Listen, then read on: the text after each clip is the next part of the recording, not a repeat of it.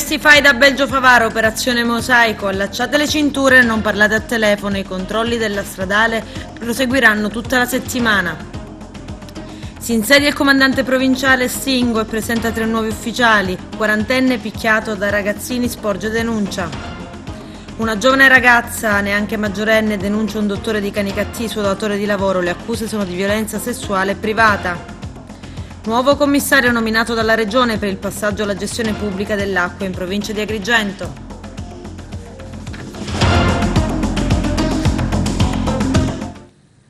Bentrovati gentili telespettatori al nostro appuntamento con l'informazione. In apertura l'operazione Mosaico, l'attività investigativa ha fatto luce sull'intera faida che dal 2015 al 2018 ha insanguinato le strade di Favara e Liegi. Il servizio del nostro direttore Arturo Cantella. La Polizia di Stato e la Polizia Giudiziaria Federale belga nella decorsa notte hanno seguito un'operazione di livello internazionale che ha permesso la cattura di numerosi soggetti ritenuti responsabili a vario titolo del duplice tentato omicidio nei confronti di Maurizio Di Stefano e Carmelo Nicotra, porto abusivo di armi, danneggiamento, ricettazione, reati consumati il 23 maggio 2017 a Favara in provincia di Agrigento. Le investigazioni hanno fatto luce sulla faida che dal 2015 al 2018 ha insanguinato le strade di Favara, Liegi e dintorni, contando infine 5 omicidi e 5 tentati omicidi, alcuni dei quali mai denunciati. Grande applauso al lavoro svolto dagli investigatori che pazientemente per 4 anni consecutivi hanno ricostruito i puzzle del Mosaico, tanto da dare nome all'operazione proprio per questo, e hanno lavorato con grande professionalità, grande sinergia con la polizia belga, con Europol e Eurojust, e grande applauso chiaramente non solo agli uomini ma alla Procura, Direzione Distrettuale Antimafia di Palermo, che ha coordinato in maniera brillante le operazioni, quindi permettendo oggi questo importante risultato e facendo un po' scemare quello che è l'allarme sociale che solitamente deriva da tutti questi gruppi armati e organizzati che, come si vede anche dalle armi ritrovate, hanno una potenzialità offensiva molto alta sul territorio. Per la prima volta dopo l'introduzione della specifica norma, la Direzione Distrettuale Antimafia di Palermo proponeva mediante Eurojust la creazione di una Joint Investigation Team, ovvero una squadra comune internazionale di investigazione con competenza su tutti gli stati partecipanti. L'operazione portata avanti questa notte ha permesso la cattura in Belgio di 3 soggetti in esecuzione di altrettanti mandati di arresto europeo. Per queste catture si è avuta la collaborazione anche delle procure di Liegi, Bilzen e la Louvière. 4 soggetti invece sono stati catturati a Favara. Sono state inoltre eseguite 15 perquisizioni con l'impiego di 100 poliziotti italiani e belgi, del personale del reparto prevenzione e crimine del reparto volo di Palermo e unità cinofile di Catania e Palermo. Questi gli arrestati: Antonino Bellavia del 72, Calogero Bellavia dell'89, Calogero Ferraro del 78, Carmelo Nicotra dell'82, Gerlando Russotto dell'89, Carmelo Vardaro del 76, Vincenzo Vitello del 56, per i reati a vario titolo di duplice omicidio aggravato, illegale detenzione e porto di armi in luogo pubblico, furto aggravato, ricettazione, favoreggiamento, traffico di sostanze stupefacenti, danneggiamento seguito da incendio ed estorsione aggravati, per avere commesso il fatto avvalendosi delle modalità tipicamente mafiose.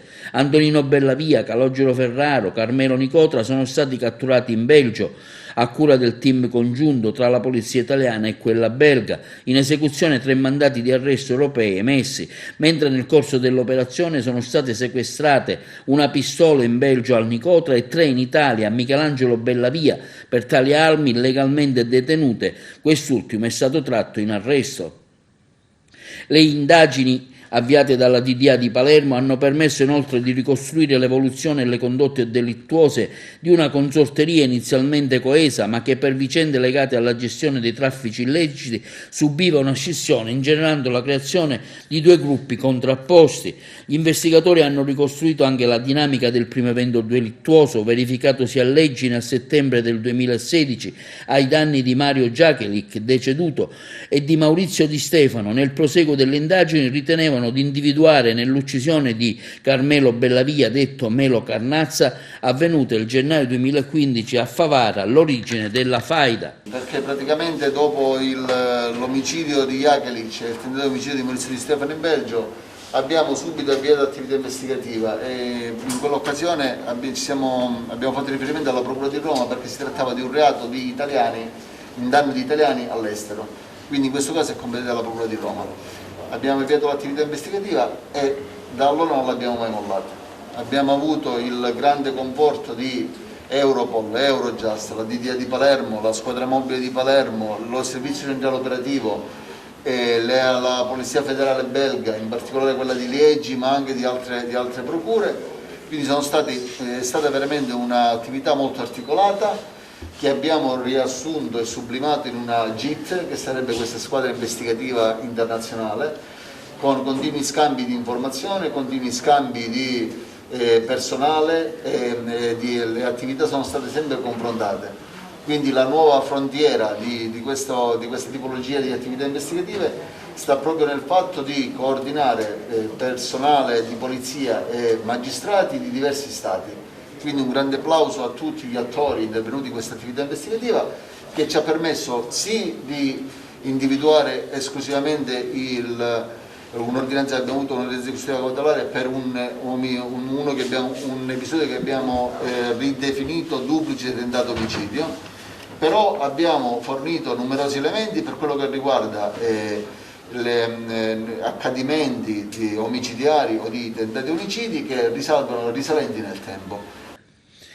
Articolata e complessa indagine svoltasi attraverso un'attività tecnica, riscontri probatori anche nelle dichiarazioni dei collaboratori di giustizia, assunzioni di prove all'estero, accertamento medico-legali e scientifici, hanno permesso di ipotizzare la presumibile dinamica riguardo 5 omicidi e 5 tentati omicidi, accadutesi e succedutisi nel tempo tra Liegi e Favara, nell'ordine: l'omicidio in danno di Mario Gekeli, contestuale tentato omicidio in pregiudizio di Maurizio Di Stefano, avvenuto a Liegi il 14 settembre 2016, l'omicidio di Carmelo Ciffa, avvenuto il 26 ottobre 2016 a Favara, l'omicidio di Baldassarre Sorce a Slessin, sobborgo di Liegi, il 3 maggio 2017, il tentato duplice omicidio in pregiudizio di Carmelo Nicotra e di Maurizio Di Stefano del 23 maggio 2017 a Favara, quindi l'omicidio di Emanuele Ferraro verificatosi sempre a Favara l'8 marzo 2018. L'operazione denominata Mosaico ha permesso quindi di ricostruire tassello dopo tassello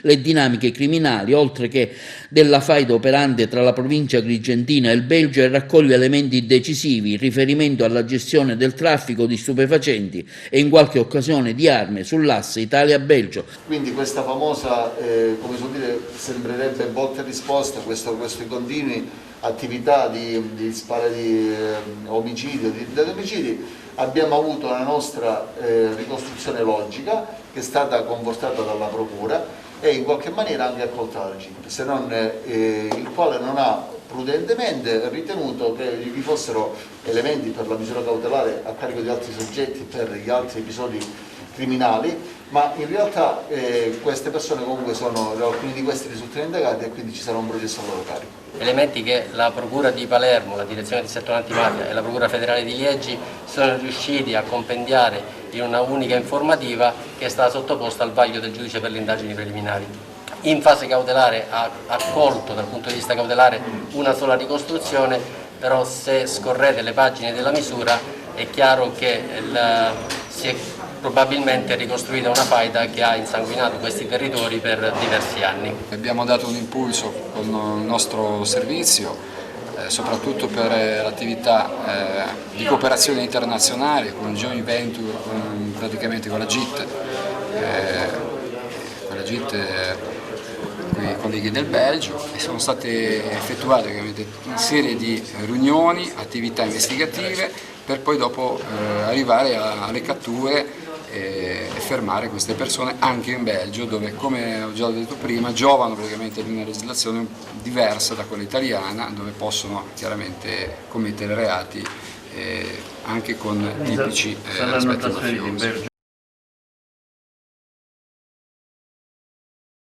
Chiude la porta a chiave e costringe la propria collaboratrice, che peraltro non aveva compiuto ancora 18 anni, a subire atti sessuali. Un anziano medico di Canicattì, di cui si omettono le generalità per tutelare la privacy della presunta vittima, che sarebbe individuabile, rischia adesso una condanna o un rinvio a giudizio per le accuse di violenza sessuale e violenza privata. Il pubblico ministero Sara Varazzi ha chiesto il rinvio a giudizio del professionista di 74 anni. L'udienza preliminare, dopo un rinvio chiesto dalla difesa, è in programma il 14 dicembre prossimo davanti il GUP Luisa Turco. I fatti al centro del processo risalgono al periodo compreso fra il 30 marzo e il 26 aprile 2019. In alcuni degli episodi contestati dalla procura la presunta vittima non aveva neppure compiuto 18 anni. La ragazza da alcune settimane era stata ingaggiata come collaboratrice del medico per il disbrigo di alcune pratiche amministrative. Il professionista, secondo quanto sostiene la giovane donna, avrebbe in diverse circostanze chiuso la porta a chiave e l'avrebbe baciata contro la sua volontà, toccandole glutei, seni e cosce. Si è insediato il nuovo comandante dell'Arma dei Carabinieri, il colonnello Vittorio Stingo, che ha rivolto un appello di vicinanza e collaborazione ai cittadini. Poi ha presentato anche i 3 nuovi ufficiali in servizio ad Agrigento. Il nostro direttore Arturo Cantella. Si è insediato stamani presso il comando provinciale dei Carabinieri di Agrigento il nuovo comandante, il colonnello Vittorio Stingo. Nell'occasione il colonnello Stingo ha anche presentato i nuovi comandanti della compagnia di Sciacca, tenente colonnello Vergato, della tenenza di Favara, tenente Armetta, e del nucleo operativo e radiomobile, tenente Giordano. Un maggiore supporto a quelle che sono le fasce deboli della popolazione, cui rientrano senza dubbio i giovani, che hanno sempre più bisogno di guida e di indirizzo, e sicuramente gli saremo vicini attraverso quelle che sono le nostre campagne di pubblicizzazione della sicurezza. Non lo faremo soltanto per i giovani, ovviamente, noi siamo l'Arma dei cittadini della provincia di Agrigento. Siamo l'Arma di tutti, ci aspettiamo una sempre maggiore collaborazione della cittadinanza, perché noi apparteniamo alla cittadinanza. Che idea si è fatto della presenza mafiosa in provincia di Agrigento? La mafia resta il nostro nemico principale, è un nemico subdolo. Noi lo attaccheremo con tutte le nostre energie, lo faremo di concerto con l'autorità giudiziaria, lo faremo insieme alle altre forze di polizia, attaccheremo ogni tipo di attività, attaccheremo gli investimenti mafiosi, che sono quelli che tolgono poi energia all'economia locale. Le sue esperienze in ambito internazionale, lei stesso durante l'insediamento ha parlato di immigrazione, del problema dell'immigrazione della gente. L'immigrazione è un fenomeno atroce, non tanto per quanto riguarda i migranti, quanto per chi sfrutta la tratta degli esseri umani e ne abusa. Ho fatto parte di numerosi gruppi di lavoro in ambito Europol proprio in materia di contrasto alla tratta degli esseri umani. Sicuramente collaboreremo con le altre forze di polizia su questo ambito. È un ambito criminale che sfrutta anche la difficoltà sociale di integrazione dei migranti, e quindi sicuramente porremo anche attenzione a chi fa di questi lavoratori degli schiavi del domani. I nuovi avvicendamenti che ci saranno in provincia, se ci può dire qualcosa? Nella provincia ci sono avvicendamenti importanti. Presso la compagnia di Sciacca avremo il tenente colonnello neopromosso Vergato, è un segnale che l'Arma sta dando con ufficiali di grado più alto in territori molto complessi. Cambia anche la tenenza di Favara, dove avremo il tenente Armetta, che è un ufficiale, nonostante il giovane grado, dalla profonda esperienza professionale, e il tenente Giordano sarà invece il nuovo comandante del nucleo operativo e radiomobile della compagnia di Agrigento, un ufficiale d'accademia serio e professionale. Insieme agli ufficiali che già conoscete costituiranno la nuova squadra del Comando Carabinieri di Agrigento. Allora, la realtà di Sciacca, ovviamente Sciacca è un bel posto, salta subito agli occhi.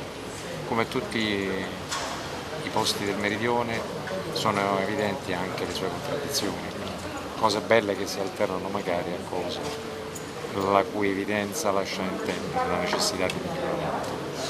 Il comandante provinciale ha fatto riferimento a un'aggressione che andrà compiuta al fenomeno mafioso. Ecco, a proposito delle famiglie che operano nel territorio che sarà di sua competenza, qual è l'idea che lei si è fatta?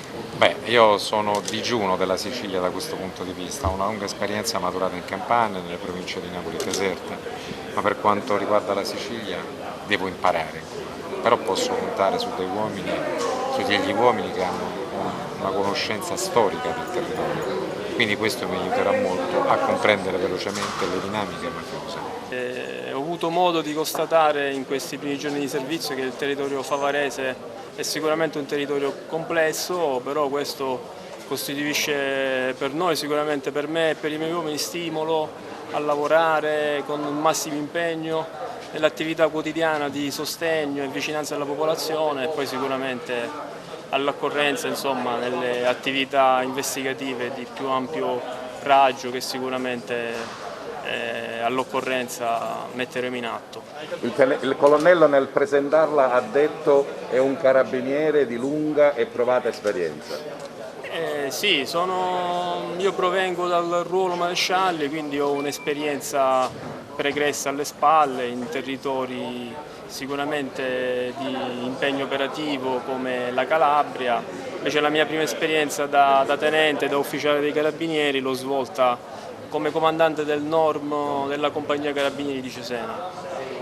Queste sono, insomma, le mie ultime esperienze lavorative, quindi insomma, sono ben contento di poter operare anche in un territorio complesso però stimolante come quello di Favara, della tenenza di Favara. Sono molto contento di giungere in questo territorio e di aver ricevuto la possibilità di prestare servizio in un territorio così vasto ed eterogeneo come quello della compagnia Carabinieri di Agrigento, che sicuramente offrirà molti stimoli dal punto di vista professionale.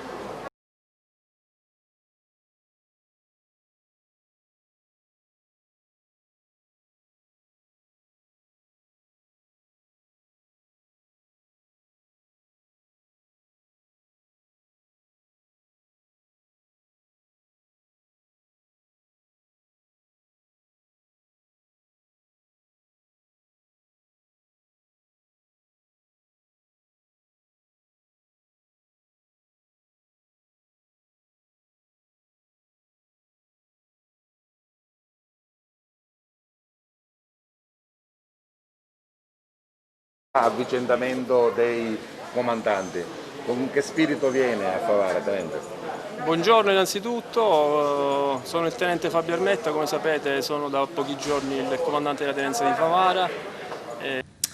Un quarantenne operatore turistico residente nel centro storico di Agrigento è stato aggredito da un gruppetto di ragazzi verosimilmente sotto gli effetti di alcolici. È successo tra le vie Atenea e Pirandello. L'uomo ha ripreso i giovani che avevano scambiato un cortiletto nei pressi di abitazioni e strutture ricettive per un orinatoio a cielo aperto. Per tutta risposta è stato preso a calci, per fortuna è riuscito a fuggire e a rifugiarsi dentro il portone di casa. La vittima ha presentato denuncia ai carabinieri della stazione di Agrigento. Sono state avviate le indagini, forse uno o più telecamere della zona hanno ripreso l'accaduto. Sono 65 nuovi casi di Covid-19 in Sicilia nelle ultime 24 ore, 2 purtroppo i pazienti deceduti, a quanto riporta il bollettino del Ministero della Salute. Attualmente ci sono 1.842 positivi, di cui 152 ricoverati in ospedale, 16 in terapia intensiva, 136 in regime di ricovero ordinario, 1.690 in isolamento domiciliare, per un totale di 5.180 casi dall'inizio dell'epidemia. 6 sono i guariti, che salgono a 3.144, i tamponi eseguiti sono 2.158, che portano il totale a quasi 403.000. Dei nuovi positivi 6 sono migranti ospiti dell'hotspot di Lampedusa, 65 nuovi positivi sono così divisi, 4 ad Agrigento, 9 a Catania, 43 a Palermo, di cui 6 migranti, 3 a Siracusa, 6 a Trapani, i guariti sono 14. L'ospedale Fratelli Parlapiano sarà struttura Covid, la struttura sanitaria più volte indicata durante i giorni del lockdown come da destinare a questo scopo è stata adesso riconosciuta tale da un decreto dell'assessore Ruggero Razza. Il provvedimento regionale prevede 10 posti letto di terapia intensiva e 40 posti di degenza ordinaria. L'ASP ha comunque previsto la realizzazione di alcuni interventi di adeguamento strutturale anche degli altri reparti, anche al fine di ridurre i rischi di diffusione del contagio. Secondo la ricostruzione, delle forze dell'ordine sanitarie hanno attraversato il Mediterraneo dalla Tunisia a Lampedusa con la speranza di poter offrire cure e assistenza adeguate al loro bimbo di 8 mesi affetto da una malformazione cardiaca. Dopo 2 giorni di viaggio su un barcone insieme ad altre 50 persone, lo sbarco sull'isola Agrigentina e poi il trasferimento al centro di prima accoglienza di Crotone. Il piccolo, affetto da tetralgia di Fallot, è stato sottoposto a un intervento chirurgico che ha previsto la chiusura del foro tra i 2 ventricoli e l'allargamento dell'uscita del ventricolo destro e della valvola e del tronco polmonare in modo tale da consentire al sangue di ossigenarsi adeguatamente. Si tratta di un intervento correttivo definitivo che garantirà al piccolo un'aspettativa di vita normale. Conducenti e passeggeri senza cinture di sicurezza allacciate, un esercito di indisciplinati dinanzi ai quali si sono ritrovati i poliziotti della stradale coordinata dal vicequestore aggiunto Andrea Monreale. In 3 giorni gli agenti hanno elevato 37 sanzioni, ma non è finita perché da domani prenderà il via la campagna di sicurezza stradale. Durante la settimana di controlli i poliziotti della stradale di Agrigento provvederanno a ridurre quelle che sono le principali cause di incidenti: elevata velocità, mancato utilizzo dei dispositivi di sicurezza, dei sistemi di ritenuta per bambini e del casco protettivo e uso dei cellulari alla guida, che poi sono la principale fonte di distrazione. Angela Galvano, candidato sindaco al comune di Agrigento, ha presentato ieri alla città il suo progetto politico. Vediamo. Una candidatura alternativa oggi, quella che viene presentata con Angela Galvano e le sue 2 liste per la città di Agrigento.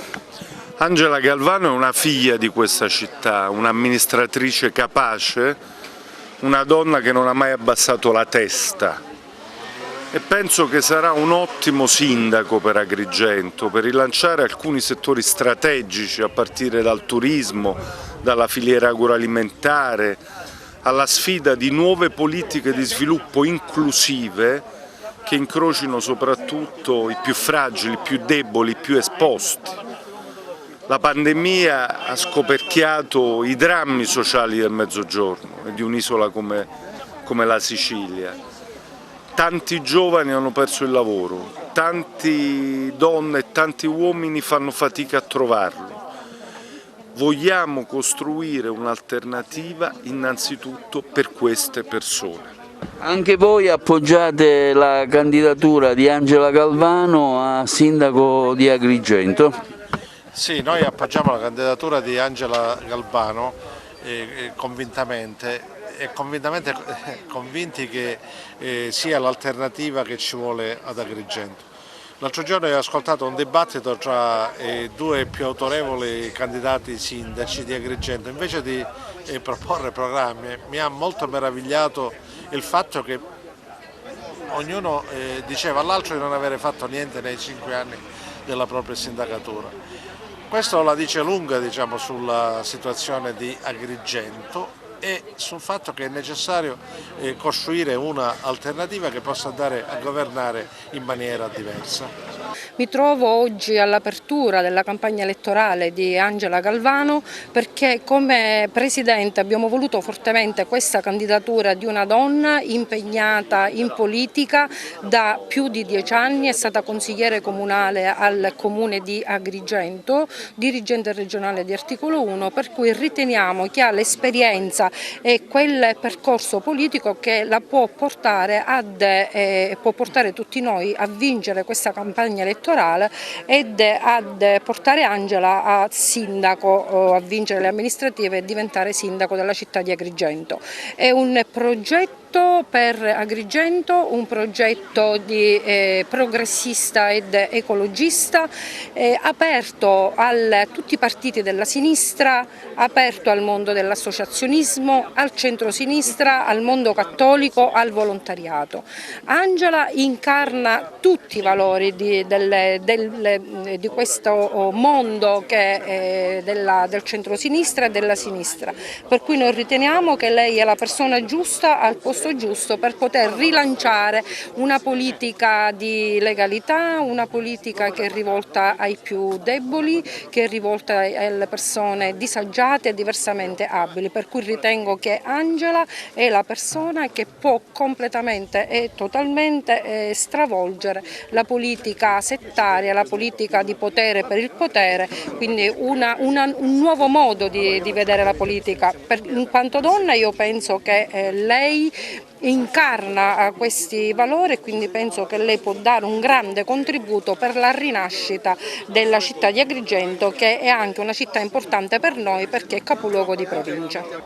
Ho aderito sin da febbraio alla formazione di questo campo largo della sinistra, dopo che è intervenuto Barbagallo a gamba tesa dicendo che quel campo largo non poteva essere fatto perché il PD appoggiava Firetto. Io sono rimasto in questo campo largo e mi candido da tesserato del PD nella lista 100 Passi, perché io ritengo che ci sia bisogno di una sinistra forte ad Agrigento e quindi faccio appello a tutti i miei compagni del PD che sono stati disorientati da questa decisione di Barbagallo di votare questa lista 100 Passi, di votare il sindaco Angela Galvano e di dare forza a un candidato che è ancora tesserato del PD, che è sottoscritto ovviamente. Leoluca Orlando resta sindaco di Palermo. È stata bocciata la mozione di sfiducia presentata nei giorni scorsi dai consiglieri dell'opposizione, discussa oggi a Sala delle Lapidi. C'è il servizio. Presidente, 19 favorevoli, 20 contrari, nessuno astenuto, 39 votanti in più.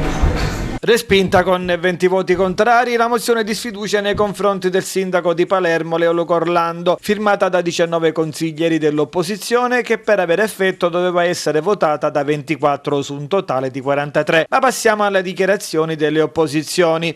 Abbiamo ribadito che il Movimento 5 Stelle è alternativo al sistema Orlando e alla destra, votando a favore della mozione di sfiducia di cui siamo stati i primi promotori. Andremo avanti nel ruolo di opposizione consapevoli che abbiamo 20 mesi di tempo per costruire partecipazione attiva insieme a tanti cittadini, associazioni, comitati ed esponenti dell'imprenditorialità stanchi di questa mala gestione dell'ente locale in vista delle prossime elezioni targate 2022. Questo il pensiero di Antonino Randazzo, Viviana Lomonaco e Concetta Amella. Il presidente del Consiglio Comunale, nonostante parecchie richieste formali da più parti, ha deciso di imporre la seduta in presenza senza un collegamento a distanza. Questa Marianna Caronia, scelta incomprensibile, continua, alla luce degli ottimi risultati garantiti dal metodo a distanza ed irresponsabili alla luce della recrudescenza dei contagi da coronavirus. Un momento delicato, continua la Caronia, nel quale le istituzioni dovrebbero dare prova di saggezza e pacatezza. Non parteciperò a tutela della salute e della sicurezza.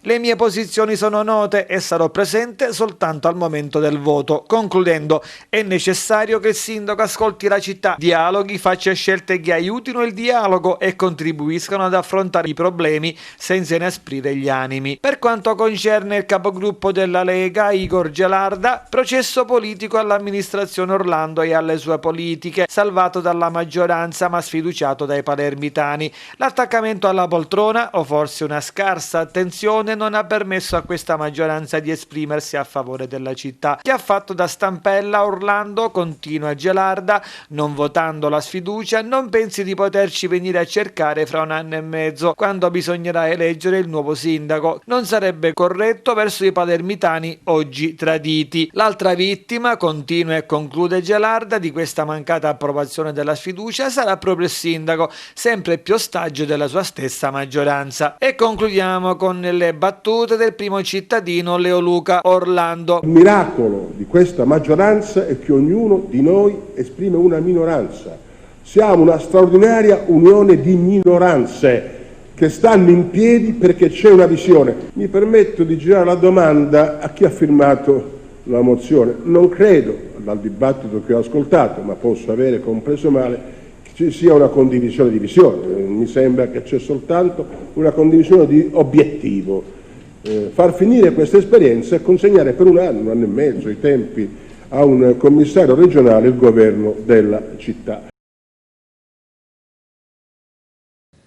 ATI Assemblea Territoriale Idrica, l'assessorato regionale ha nominato un nuovo commissario per traghettare alla gestione del servizio quella attuale in gestione pubblica. Maria Annunziata Di Francesco dovrà occuparsi dunque in via sostitutiva dell'affidamento del servizio idrico alla costituenda azienda speciale consortile e della consegna alla stessa azienda di reti e di impianti comunali rientranti nella gestione unica, oltre che la conclusione dell'iter di approvazione e aggiornamento della tariffa, anche questo non adottato dall'Assemblea ATI. Messi in mora anche i comuni che non hanno ancora votato lo statuto della consortile avranno 30 giorni a partire da ieri per approvarlo. Il commissario dice il decreto potrà in caso di protratta inerzia dei consigli comunali persino agire nei confronti dell'ATI per la realizzazione del rogito notarile che costituirà formalmente la società. Il commissario dice il decreto potrà inoltre costringere comuni, consorzi e società a consegnare le reti e gli impianti alla nuova consortile.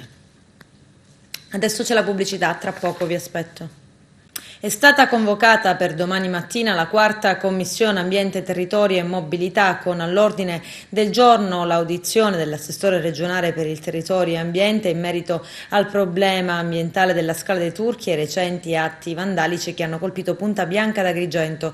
Ebbene, non comprendo, commenta il capogruppo Autonomisti e Popolari Carmelo Pullara, come mai non siano stati invitati i rispettivi sindaci e soprattutto l'associazione ambientalista Mare Amico di Agrigento, da sempre impegnata in prima linea a difesa del territorio e di questa bellezza naturale.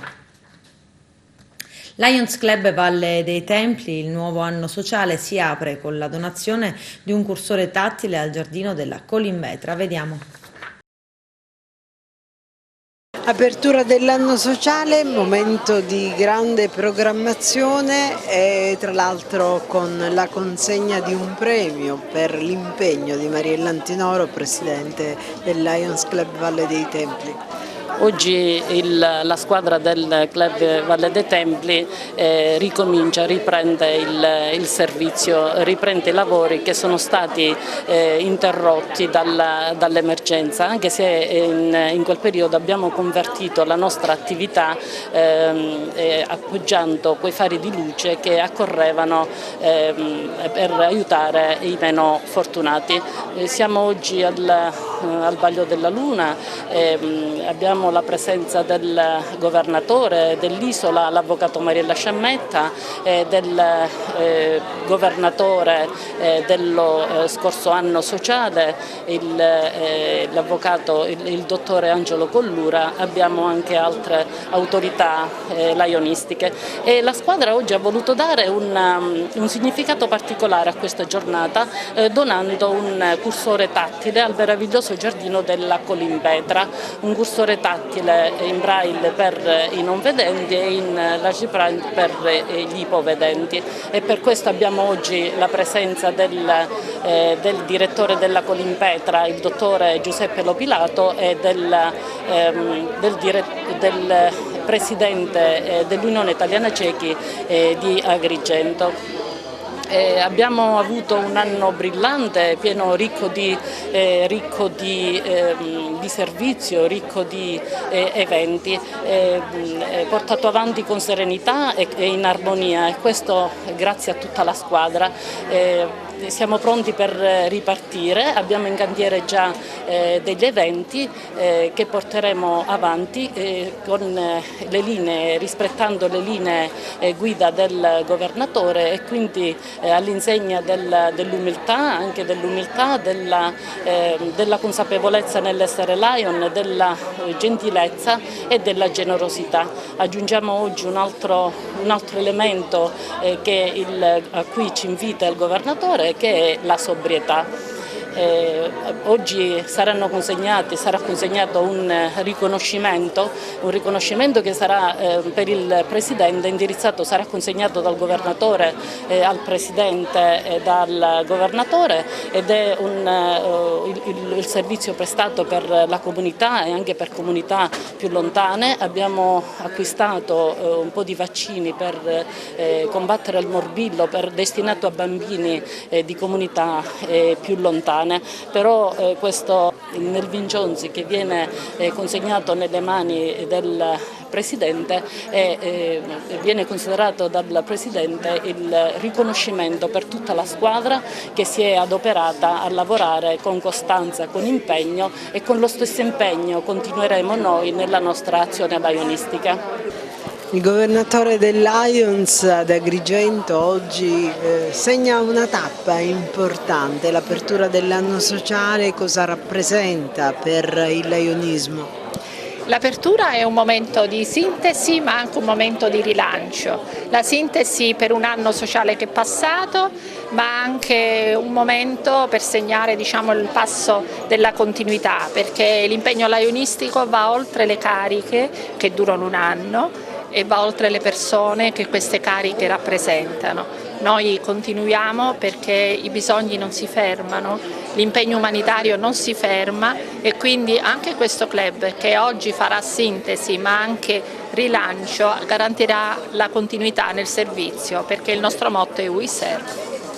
Oggi c'è tra l'altro un momento molto significativo, la consegna di un riconoscimento alla Presidente. Cosa significa quest'altro passaggio? Il Melvin John è un riconoscimento molto prestigioso per un Lion e rappresenta il riconoscimento per un impegno non soltanto lionistico.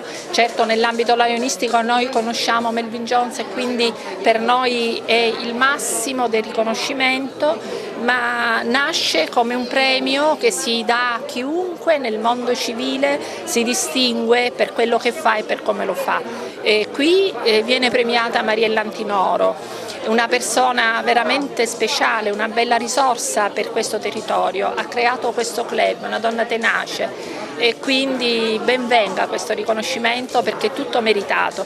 Ma vedi, anche i riconoscimenti poi sono stimolo per fare meglio, perché nel nostro mondo non ci deve essere competizione, non ci deve essere, tra virgolette, invidia. Dobbiamo essere felici di quello che vediamo e far sì che anche le persone che abbiamo tutte le opportunità emuliamo questi buoni esempi. Mariella è un bel esempio da seguire, ben venga il Melvin Jones, ma ben venga il Melvin Jones per tante altre persone che possono dare il meglio di loro. È arrivata la cicogna nel senso letterale del termine, bianche e nere, cerca casa in contrada Misita ad Agrigento. La sua presenza è certamente una sorpresa ben gradita che ha colpito molti per il significato beneaugurante che si applica per tradizione alla sua figura. L'animale è apparso da un paio di giorni nelle campagne di Agrigento ed è stato avvistato da numerose persone ed immortalato dall'associazione ambientalista Mare Amico da più di 24 ore, dice in una nota l'associazione, è ferma su di un tubo dell'acquedotto e osserva la zona per trovare il posto migliore dove costruire il suo nido. Un tappeto di fiori colora Terme Vigliatore, il servizio. Oggi ci troviamo a Terme Vigliatore perché teoricamente, come da tradizione, dovrebbe essere la festa della Madonna delle Grazie, però sospesa per Covid. Mi ritrovo in compagnia con Umberto Cipriano, un artista locale che da 10 anni ormai, in occasione di questa ricorrenza in onore della Madonna Santissima delle Grazie, costruisce una infiorata fatta con vari elementi. Intanto ce l'abbiamo alle nostre spalle e si tratta del Giudizio Universale, l'affresco Principe, possiamo dire, di Michelangelo, un affresco che risale al 1500, che decora appunto le pareti dell'altare della Cappella Sistina e che Umberto ha ricreato qui a Terme Vigliatore con degli elementi alla fine poveri, perché ci dirà adesso lui come è fatto questo. Sì, c'è un mix di sabbia, carta, vegetali, fiori, segatura, un po' di tutto. Diciamo una tecnica particolare che prevede la stratificazione di diversi materiali e poi con colla e altri fissativi si riesce comunque poi a far fissare il tutto. Allora, cosa ritrae? È il giorno del giudizio, il giorno nel momento in cui ormai non c'è nulla da fare, chi si doveva convertire, chi si salverà verrà salvato, chi è destinato invece all'inferno purtroppo andrà lì all'inferno. Sulla destra qui troviamo invece in basso a destra una parte diciamo terrificante, c'è Caronte con la sua barca che traghetta le anime che sono destinate all'inferno verso appunto la dannazione eterna. Troviamo qui un gruppo di angeli che sono gli angeli dell'Apocalisse, che suonano le trombe dell'Apocalisse, quindi annunciano con il suono delle trombe il momento del giudizio, e tengono tra le mani due libri. C'è il libro più piccolo, che è il libro dove ci sono scritte le anime degli eletti, le anime di coloro che verranno salvate, e il libro più grande dove invece sono scritte simbolicamente i nomi delle anime destinate invece all'inferno. Ecco, questo libro, per dire come è fatto, con quali materiali è stato ricostruito? Ecco, lì c'è una stratificazione di carta vera e propria. C'è una carta e poi con della colla viene ricreato così. Lì sopra viene rappresentato il vero e proprio paradiso, dove c'è un mix di anime elette, cioè di santi, martiri, beati. E la parte centrale certamente c'è Gesù giudice, che con un movimento quasi rotatorio e con due braccia, una innalzata e una invece scesa verso il basso, indica quali anime verranno salvate e quali invece verranno dannate. Infatti un po' tutta l'opera vediamo che c'è un movimento che da sinistra le anime salgono verso sopra, mentre sulla destra le anime scendono verso il basso. Ma Umberto, tu ci devi dire quanto hai lavorato per realizzare tutto questo. Intanto vi ricordiamo che mi piace ruotare la telecamera per farvi vedere che siamo in un crocevia di Terme Vigliatore, non siamo in una particolare location, ma siamo semplicemente in un crocevia. Queste sono le scale che normalmente portano alla stazione ferroviaria di Terme Vigliatore, alla vecchia stazione ferroviaria. Intanto qui vediamo dei dettagli di quella che è la cupola di San Pietro. Cosa sono questi, Umberto? È realizzata con centinaia o forse migliaia, non so, di fiori di bucambille bianchi essiccati e poi incollati uno ad uno.